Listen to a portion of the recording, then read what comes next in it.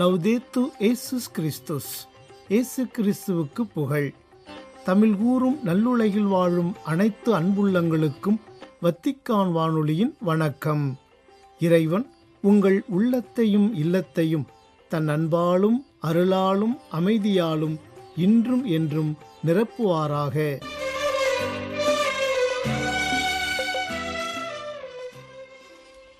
அன்பு நேயர்களே, வத்திக்கான் வானொலி இன்று உங்களுக்கு வழங்கவிருப்பவை தடம் தந்த தகைமை, வாரம் ஓர் அலசல் மற்றும் செய்திகள்.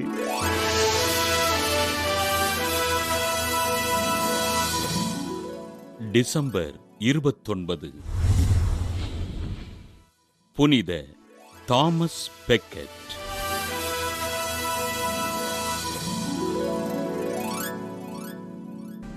லண்டன் வானகரில் வாழ்ந்த கில்பர்ட் பெக்கெட் பிரான்ஸ் மெட்டில்டா பெற்றோருக்கு கிபி 1118 டிசம்பர் 21 பிறந்தார். தாமஸ் பெக்கெட் மெர்டோன் துறவு மடத்தில் ஆரம்ப கல்வியினை கற்ற தாமஸ் கான்டர்பரி பேராயர் தியோபல்டின் உதவியின் பேரில் குடியேற்ற சட்டம் மற்றும் திருச்சபை சட்டத்தில் பட்டம் பெற்றார். தன் வாழ்வினை இறைவனுக்கு அர்ப்பணிக்க விரும்பிய தாமஸ் துறவற பயிற்சி பெற்று கிபி 1154 திருத்தொண்டராக அருட்பொழிவு பெற்றார். கிபி 1155 அரசர் 2 ஹென்ரியின் அரசவையில் முக்கிய பொறுப்பினை வகித்த திருத்தொண்டர் தாமஸ் பெக்கெட் கிபி 1162 குருவாகவும் அதற்கு அடுத்த நாள் கான்டர்பரி மறைமாவட்ட பேராயராகவும் அருட்பொழிவு செய்யப்பட்டார். அரசனால் அபகரிக்கப்பட்ட தன் மறைமாவட்ட சொத்துக்களை பெறுவதற்காக அரசரிடம் கோரிக்கை வைத்த பேராயர் தாமஸ் அரசன் ஹென்ரியின் நேர்மையற்ற ஆட்சியினை கடுமையாக எதிர்த்தார். அரசன் ஹென்ரியினால் தன் உயிருக்கு ஆபத்து என்பதை அறிந்து கொண்ட பேராயர் தாமஸ் கிபி 1164 பிரான்ஸ் நாட்டில் தஞ்சமடைய அரசர் 7 லூயிஸின் பாதுகாப்பில் வாழ்ந்தார். கிபி 1170 கான்டர்பரிக்கு திரும்பி தன் பணிகளை மேற்கொண்ட பேராயர் தாமஸ் பெக்கெட் கிபி 1170 டிசம்பர் 29 ஆலயத்தில் ஜெபித்துக் கொண்டிருந்த போது அரசன் ஹென்ரியால் படுகொலை செய்யப்பட்டார். திருச்சபையின் சொத்துக்களை கட்டி காத்து மக்களுக்கு இறைபணிகளைச் செய்த பேராயர் தாமஸ் பெக்கெட்டினை திருத்தந்தை 3 அலெக்சாண்டர் கிபி 1173 பிப்ரவரி 21 புனிதராக உயர்த்தி அருட்தந்தையர்களின் பாதுகாவலராக அறிவித்தார். புனித தாமஸ் பெக்கெட் திருவிழாவினை கொண்டாடுகின்ற நாம் நம் மறை மாவட்டத்திலுள்ள அனைத்து அருட்தந்தையர்களுக்காகவும் அவர்களின் பணிகளுக்காகவும் ஆண்டவரிடம் உருக்கமோடு ஜெபிப்போம்.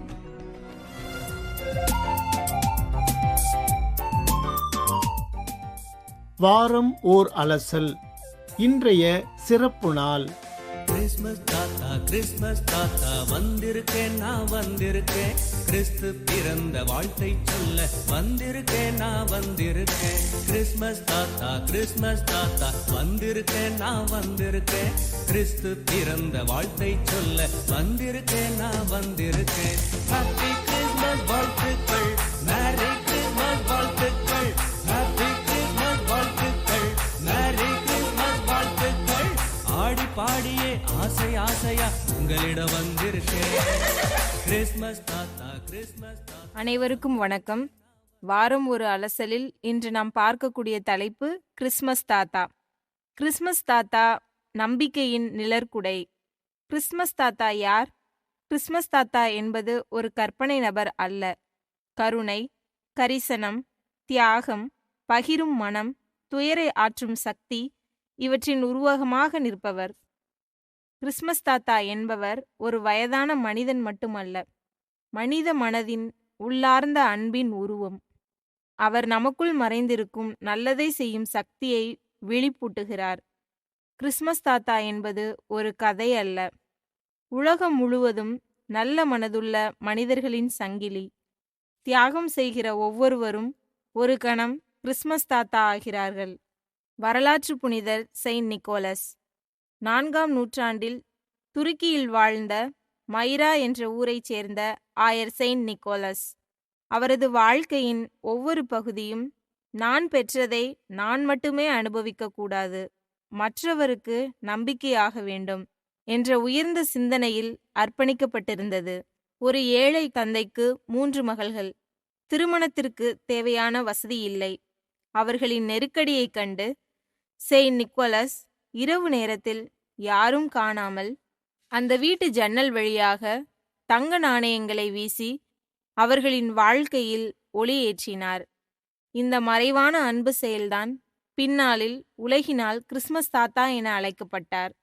கிறிஸ்மஸ் தாத்தா பரிசு கொடுப்பது என்பது பொருளை வழங்குவது அல்ல, உணர்ச்சியை வழங்குவது, நம்பிக்கையை விதைப்பது, உறவுகளை இணைப்பது, சிறு குழந்தையின் முகத்தில் சிரிப்பை ஏற்படுத்துவது. அவர் தரும் பரிசின் பின்னே காணப்படும் தத்துவம், அன்பு என்பது செலவில்லாத செல்வம். நீ பகிரும்போதுதான் வாழ்வு முழுமை பெறுகிறது. நல்லது செய்யும் வாய்ப்பு கிடைத்தால் தாமதிக்க வேண்டாம். நம்பிக்கையை உடையாக்கு, அப்பொழுது உலகம் அழகாகும். கிறிஸ்மஸ் தாத்தாவின் உண்மையான பரிசு மனதின் சுத்தம். அவர் சொல்வது, அன்பு கொடு. அன்பு 2 மடங்கு திரும்பும். சிறு உதவி கூட ஒருவரின் வாழ்வை மாற்றும். கிறிஸ்மஸ் தாத்தா அதற்கு ஒரு சாட்சியம்.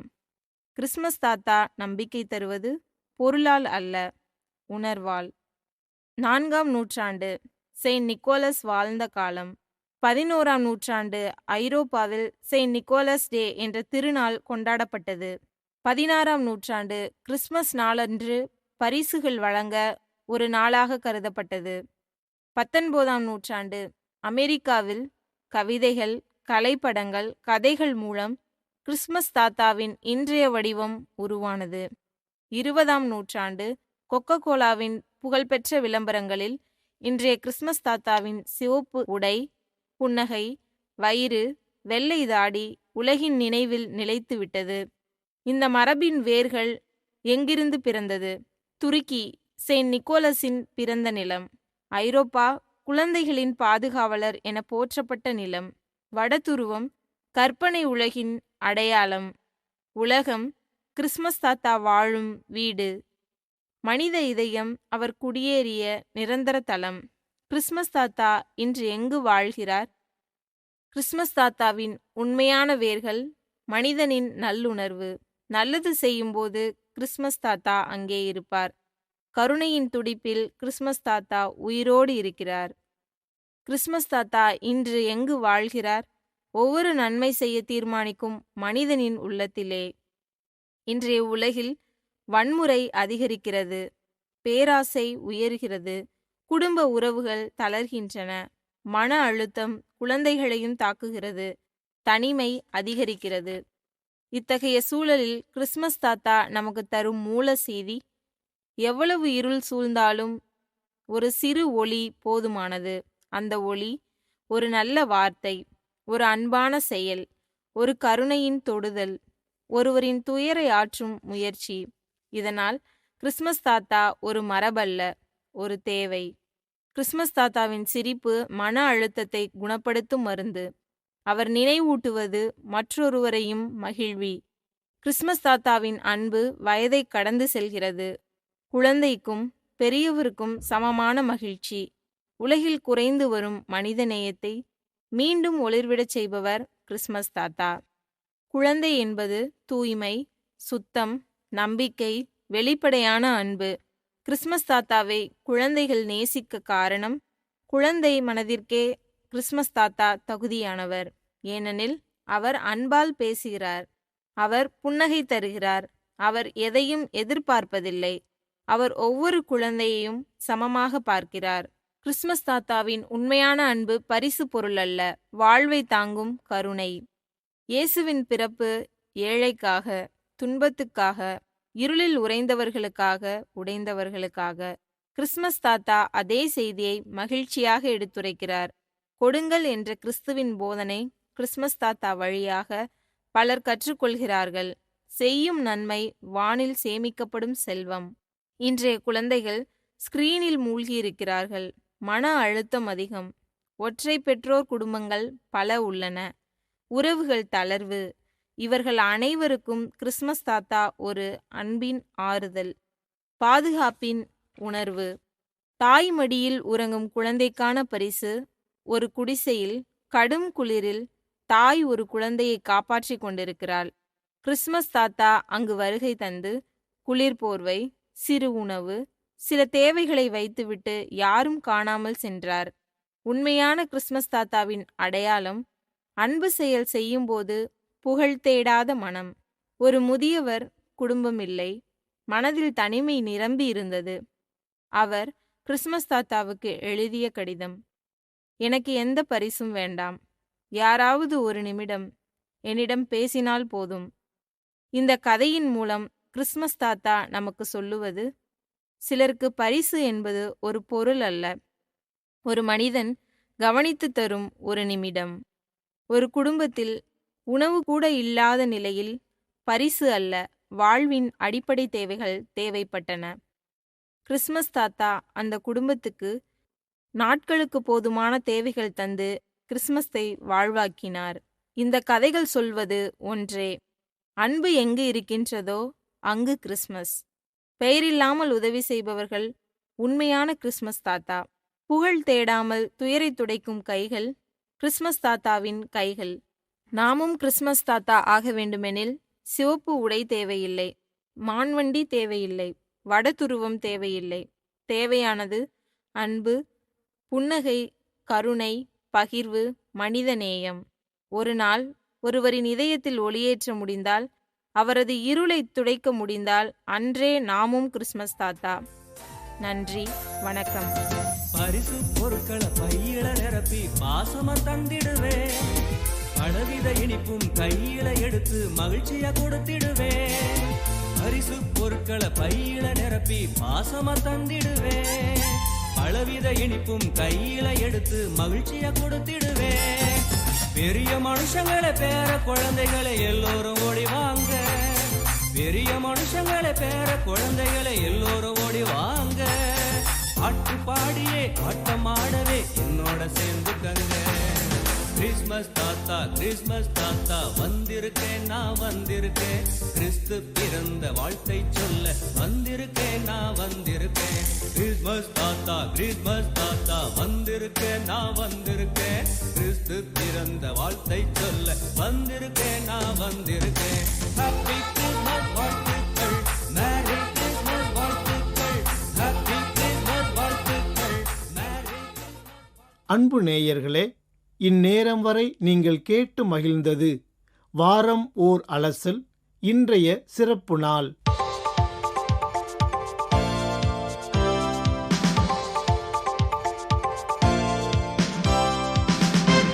செய்திகள். தனது மனைவியையும் குழந்தையையும் பாதுகாப்பாக அழைத்துச் சென்றதன் வழியாக கடவுளுடைய திருவுளத்திற்கு கீழ்ப்படிந்த புனித யோசேப்பின் செயல் மீட்பின் முக்கியத்துவத்தை வெளிப்படுத்தியது என்றும், உலகம் முழுவதற்கும் ஒளியை கொண்டு வரும் பொருட்டு எகிப்தில் திருக்குடும்பத்தின் அன்பின் சுடர் வளர்ந்து வலிமை பெற்றது என்றும் கூறினார் திருத்தந்தை 14ஆம் லியோ. டிசம்பர் 28 ஞாயிறன்று வத்திக்கான் புனித பேதுரு பெருங்கோவில் வளாகத்தில் கூடியிருந்த பல்வேறு நாடுகளைச் சேர்ந்த ஆயிரக்கணக்கான திருப்பயணிகளுக்கு வழங்கிய நண்பகல் மூவேளை இறைவேண்டல் உரையில் இவ்வாறு மொழிந்தார் திருத்தந்தை. எகிப்துக்கு தப்பி ஓடும் திருக்குடும்பத்தின் செயல் இன்று சோதனைகளை எதிர்கொள்ளும் குடும்பங்களுக்கு நம்பிக்கையின் வலிமையை வழங்குகிறது என்று குறிப்பிட்ட திருத்தந்தை, இதற்கு நேர்மாறாக திருக்குடும்பம் அச்சம், பேராசை மற்றும் கொடுங்கோன்மை ஆகியவற்றால் குறிக்கப்பட்ட உலகத்திற்கு அன்பு, பணிவு மற்றும் தற்கையளிப்பு உள்ளிட்ட உயர் விழுமியங்களை கொடுக்கிறது என்றும் எடுத்துரைத்தார். மரியாவையும் குழந்தை இயேசுவையும் பாதுகாப்பதில் புனித யோசேப்பின் கீழ்ப்படிதலை எடுத்துரைத்த திருத்தந்தை விசுவாசத்தில் வாழும் குடும்ப வாழ்க்கையின் மீட்பின் மதிப்பீட்டையும் வலியுறுத்தினார். எகிப்திற்கு, அதாவது ஆபத்திலிருந்து வெகு தொலைவில் சென்ற திருக்குடும்பம் குடும்ப அன்பின் சுடர் பாதுகாக்கப்பட்டு பலப்படுத்தப்பட்டு முழு உலகிற்கும் ஒளியின் ஆதாரமாக மாறியது என்றும் சுட்டிக்காட்டினார் திருத்தந்தை.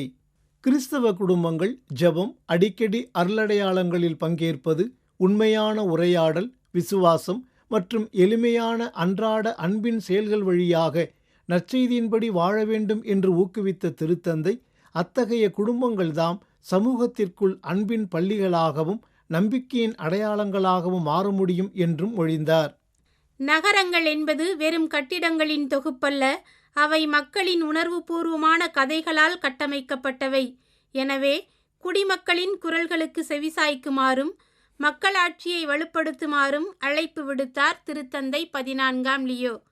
டிசம்பர் 29 திங்களன்று திருப்பீடத்தில் இத்தாலிய நகர தலைவர்களுக்கு வழங்கிய உரையில் இவ்வாறு கூறிய திருத்தந்தை, சமூக மற்றும் பொருளாதார நெருக்கடிகளுக்கு மத்தியில் எளிய மக்கள் மீது அக்கறை கொண்டு நேர்மையுடனும் பணிவுடனும் செயல்படுமாறு அவர்களை கேட்டுக்கொண்டார். மேலும் மக்கள் தொகை வீழ்ச்சி, வறுமை, குடும்ப போராட்டங்கள், முதியவர்கள் அனுபவிக்கும் தனிமை, சுற்றுச்சூழல் பாதிப்பு, சமூக மோதல்கள் மற்றும் சூதாட்ட பழக்கம் போன்ற இன்றைய சவால்கள் குறித்தும் கவலை தெரிவித்தார் திருத்தந்தை. தங்களது யூபிலி திருப்பயணத்திற்கான ஆயத்த பணிகளில் ஸ்பெயின் நாட்டு திருப்பயணிகள் காட்டிய அர்ப்பணிப்பிற்கு நன்றி தெரிவித்த திருத்தந்தை, அவர்களின் இறைவேண்டலும் தாராள மனப்பான்மையும் திரு அவையுடனான ஒன்றிப்பின் அடையாளங்கள் என்று பாராட்டி மகிழ்ந்தார். டிசம்பர் 29 திங்களன்று ஸ்பெயினின் அல்கலா டி ஹெனாராஸிலுள்ள வில்லோனாவின் புனித தாமஸ் பங்குத்தலத்திலிருந்து வந்திருந்த திருப்பயணிகளை திருப்பீடத்தில் சந்தித்த போது இவ்வாறு கூறினார் திருத்தந்தை. வில்லோனாவின் புனித தாமஸ் வாழ்வை முன்மாதிரியாக சுட்டிக்காட்டிய திருத்தந்தை, இறைவனுக்கு அவர் காட்டிய கீழ்ப்படிதலையும் கல்வித்துறையில் அவர் ஆற்றிய அர்ப்பணிப்புமிக்க பணிகளையும், குறிப்பாக ஏழைகள் மீது அவர் கொண்டிருந்த மாறாத அன்பையும் எடுத்து காட்டியதுடன் அவரை இறைவனின் ஈகையாளர் என்றும் எடுத்து கூறினார்.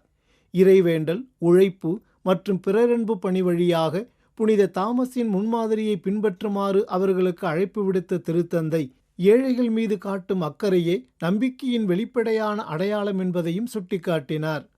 யூபிலி கொண்டாட்டத்தின் கருப்பொருளான எதிர்நோக்கு என்பது கிறிஸ்துவின் சிலுவை மற்றும் உயிர்த்தெழுதல் வழியாக கடவுளின் உண்மையுள்ள அன்பின் மீதான நம்பிக்கையில் வேரூன்றி இருப்பது என்று கூறினார் கர்தினால் ஜேம்ஸ் மைக்கேல் ஹார்வி. டிசம்பர் 28 ஞாயிறன்று புனித பவுல் பெருங்கோவிலின் புனித கதவை மூடும் நிகழ்வில் இடம்பெற்ற சிறப்பு திருப்பலியின் மறையுரையில் இவ்வாறு கூறிய கர்தினால் ஹார்வி அவர்கள், இந்த யூபிலி விழா உலகளாவிய குழப்பங்களுக்கு மத்தியில் கிறிஸ்தவ நம்பிக்கையை மீண்டும் உறுதிப்படுத்துவதாக இருக்கிறது எனவும் தெரிவித்தார்.